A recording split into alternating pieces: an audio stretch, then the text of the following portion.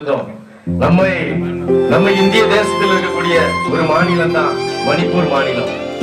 அந்த மணிப்பூர் மண்ணுல எத்தனையோ 50 ஆண்டு காலம் காங்கிரஸ் கட்சி ஆண்டுச்சு. அந்த மணிப்பூர் மண்ணுல அந்த மணிப்பூர் மண்ணுல இந்து சகோதரர்கள் இருக்காங்க, கிறிஸ்தவ சகோதரர்கள் இருக்காங்க, இஸ்லாமிய சகோதரர்கள் இருக்காங்க. ரெண்டு சமூகம் அந்த முக்கியமான சமூகம். ஒண்ணு மேத்தி சமூகம், ஒண்ணு குக்கி சமூகம், ஒண்ணு ட்ரைபல், ஒண்ணு எஸ்சி. இந்த ரெண்டு சமூகம் அழகா இருந்தாங்க, அழகா அன்போடு இருந்த சமூகம்.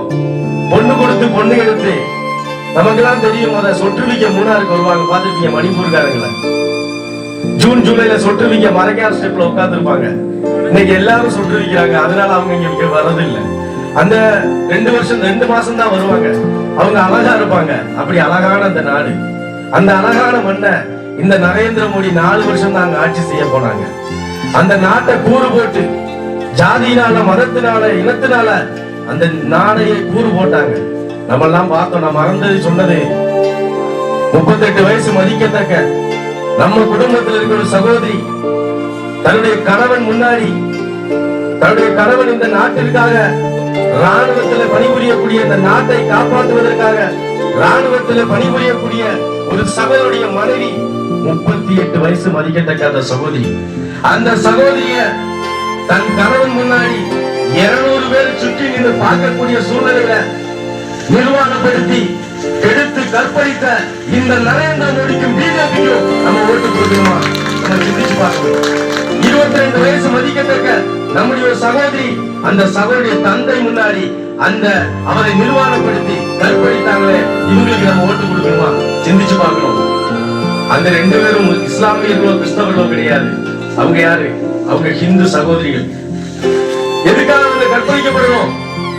தாழ்த்தப்பட்ட சமூகம் என்ற ஒரே காரணத்துக்காக, தாழ்த்தப்பட்ட சமூகம் என்ற ஒரே காரணத்துக்காக, அந்த மண்ணிற்காக 13 வயசு மதிக்கத்தக்க ஒரு இஸ்லாமிய குழந்தை, இந்த பாப்பா மாதிரி இருக்கும், அந்த குழந்தை மணிப்பூர் மண்ணுல நடு ரோட்ல முட்டி போட்டு அல்லாஹ்வுன்னு சொல்லி பிரார்த்தனை பண்ணி, இந்த மணிப்பூர் மண்ணை காப்பாற்றணுமே, இந்த நரேந்திர மோடி கிட்ட இருந்து, பிஜேபி கிட்ட இருந்து இந்த நாட்டை காப்பாற்றணும் சொல்லி ஒரு 12 வயசு மதிக்கத்தக்க ஒரு குழந்தை முட்டி போட்டு பிரார்த்தனை பண்ணது காரணத்தினால அந்த குழந்தையை சுட்டு கொண்டாங்க இந்த நரேந்திர மோடி பிஜேபியும்.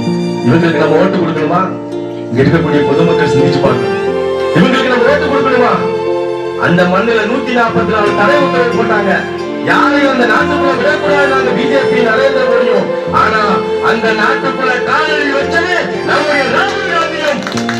அது கூட இன்னொருத்தர் போனார். யாரு?